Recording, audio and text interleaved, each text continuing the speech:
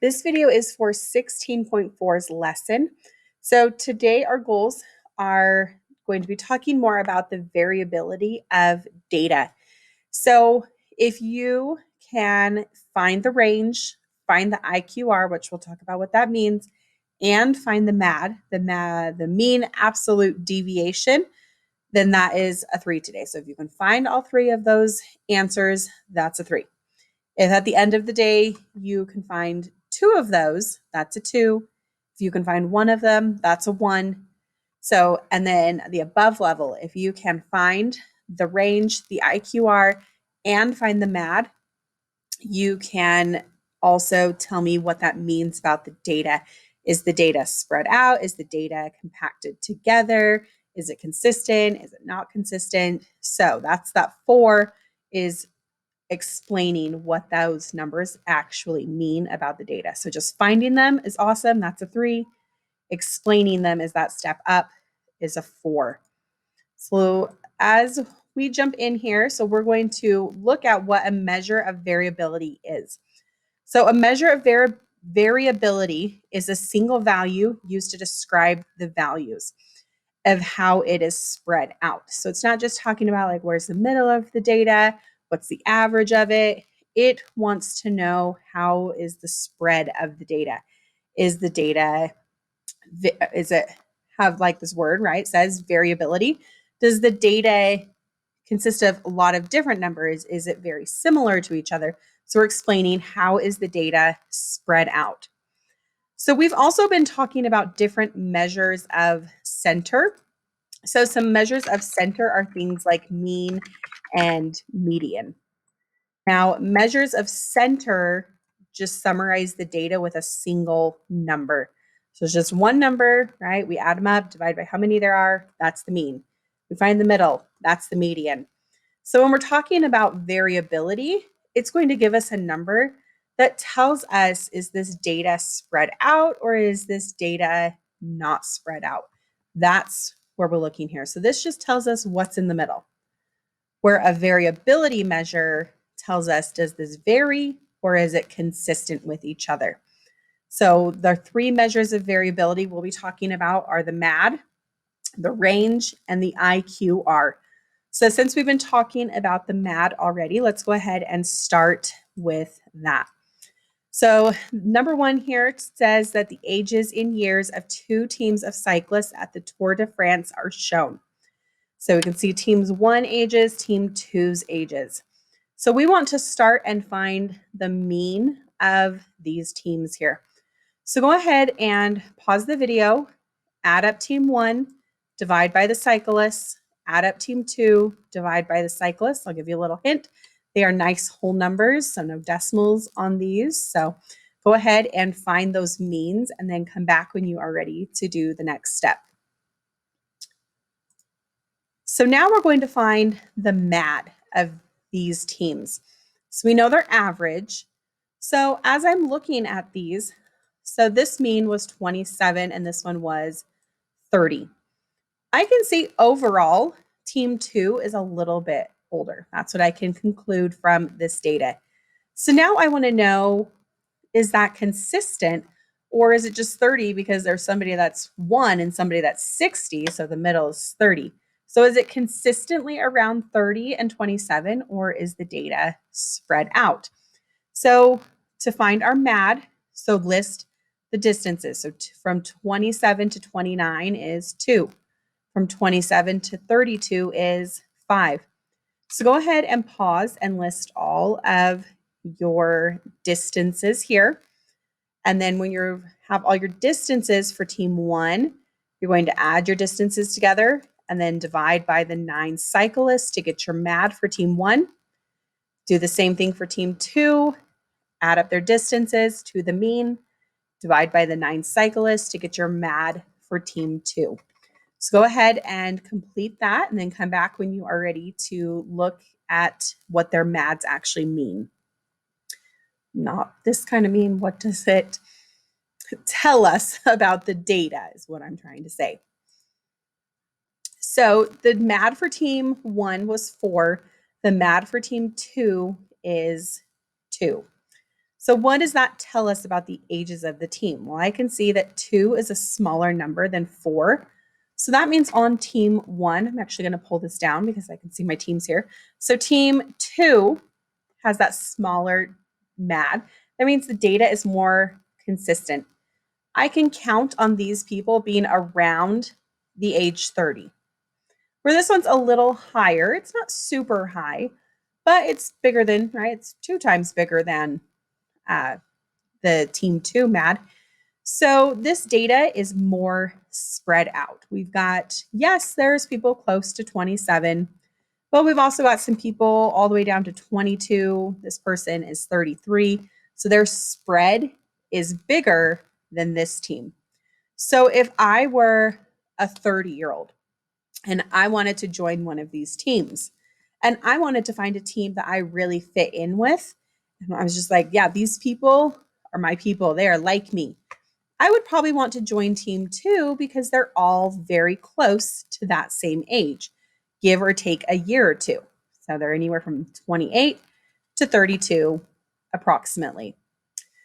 If I was 30 and I wanted to meet different types of people, maybe, I just wanted to branch out and meet people outside of just my little circle, maybe then I want to join team 1. So I'm 30 years old. Maybe I want to join team 1 so I get more variety on my team and I have people that are younger than me and I can learn from them. And I've got these people that are maybe older than me. So we can all help each other in different ways with our different strengths, where these people are maybe more my age. We're all doing more similar things. So it doesn't always mean good or bad. It just means the smaller the MAD, the more compact the data is. It's more consistent. I can count on team 2 to have people about the age of 30. So team 1 is just going to be more spread out. So the last thing we want to do here is we're going to circle any numbers that fall within that MAD here. So this mean was 30 and this mean was 27. So we write -2 plus 2 -4 plus 4. So this is just telling me, right? It's 27, give or take 4. So it's anywhere from 27 minus 4 is 23. 2 plus 4 is 31.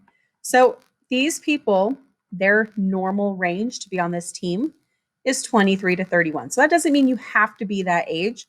It just means that's pretty normal and standard for that team. So 29 is in that limit. 32 is too big, too big. 26 is within that. Too young, too old, too young, perfect. And so there's only 4 people on the team that were in this normal range. 4 out of 9, that's less than half the people. So more than half of these people are not within that normal range. So this is a pretty diverse set of teammates here. Now we have this one. So takeaway 2 is 28. Add 2, whoops, I didn't mean to put a plus sign. Add 2 is 32. So circle the numbers that are within that normal range limit here. So 27 is too young, too old. So here's one, 26 is too young, 30 is good, 29 is good, 33 is too old, and 32. So this team has 1, 2, 3, 4, 5. So more than half of them are normal, and the rest of them are still really close to that. So that's just telling us, right, we've got more people within that frame, that standard frame. So we've got a pretty consistent team of 30-year-olds here, where we're going to have more diversity on team 1. So go ahead and finish up any problems you have with task 1, and then come back when you are ready to do task 2.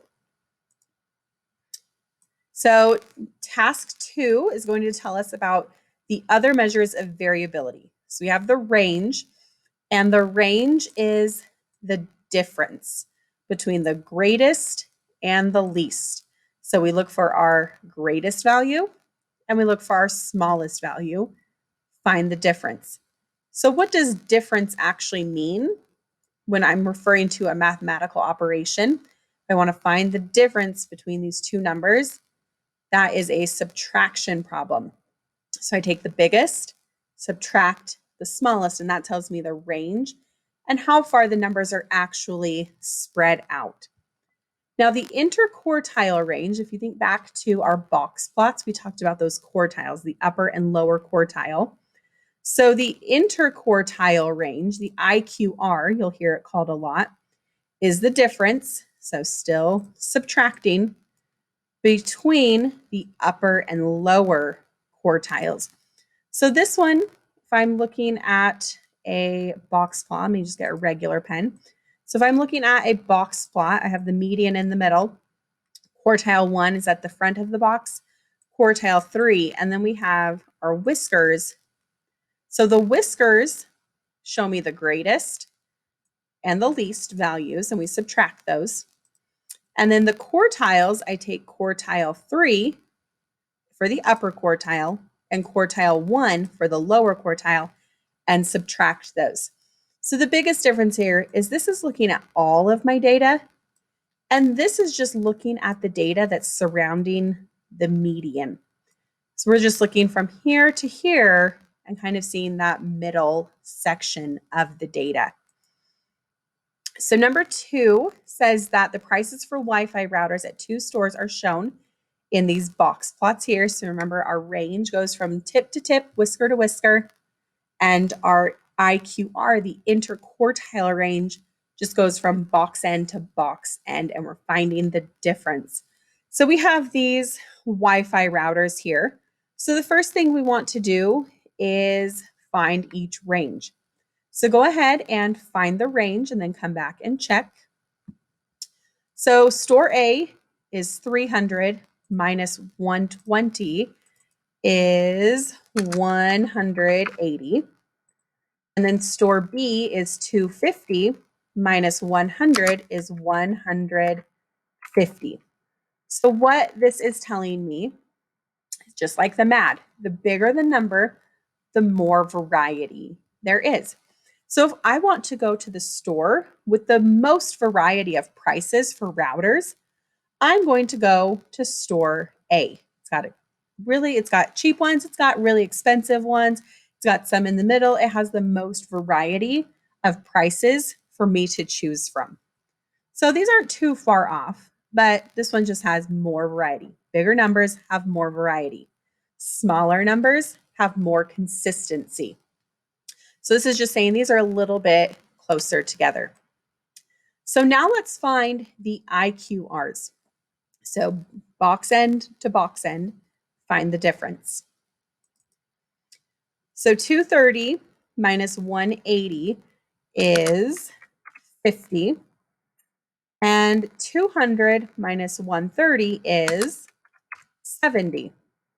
So let's say I have narrowed it down. I'm like, gosh, I just really don't want to buy the really inexpensive router because I don't want it to just break. The quality's not as good. I don't want this really inexpensive one. So the cheapest ones, they're out. I also don't want to spend all my money on a router. Like, I have better things to spend my money on, right? I want to buy a car and a house and go on vacation. Like, that's not how I want to spend my money. So I'm deciding, like, okay, I'm going to look at these middle prices. IQR, right, the interquartile range, is just talking about the middle ones here. So which one has more variety for the interquartile range? Well, 70 is a bigger number. So of the middle priced routers, store B has more variety of the middle section, where store A has more variety overall between all of their products. So you've got to decide what's your priority, right? Do you want to get the most expensive ones? Maybe you're not having to replace it as often, and so you want more variety and choices, period. Or you're saying that's not important to me. I want something nice and in the middle, reliable, but not too expensive. Then I would want to go to store B because then it has more variety. So you can see, right? These middle sections here are bigger than this one. where this one overall is bigger than this one. So spread out, variety, smaller, consistent. So the bigger numbers have more variety, smaller numbers, more consistent. So go ahead and complete task 2 and then come back when you are ready to do task 3. Hey, task 3, we've got the number of visitors each day last week at the train exhibit hosted by a local museum. So 29, 3, 45, 33, 30, 38, and 25. So we are looking, so to make this box plot, they put these in order. So we've got 3, and then they have 29, 30, 33. Oh, I skipped 25 in there. I'm going to stick that in there. So 3, 25, and then 38. So we're finding the median here is 20, right? 1, 2, 3, 4. Oh my goodness, I'm really struggling. There's also a 45. Now I have all of them. Okay, so my middle here, so 3 and 45 match, 25 and 38, 29 and 30. So the median is 30. Here's my median. Now I find the median of the first half is 25. So here's Q1. Median of the second half is 38. So here's Q3. So here's my box. Biggest amount of visitors, 45. Smallest amount of visitors, 3. So the first thing we want to do is find the range of this data. So the range, big minus little, is 42. And then I want to find the interquartile range. Remember, it's just the box end to box end. 38 minus 25 is 13. So we need to decide which of these pieces of information is a better number for this data. So is 42 better and it's bigger and more spread out? Or is this number 13 that's smaller, but right, it's not super small because this is 35 or 3 to 45 is pretty spread out like the range suggests.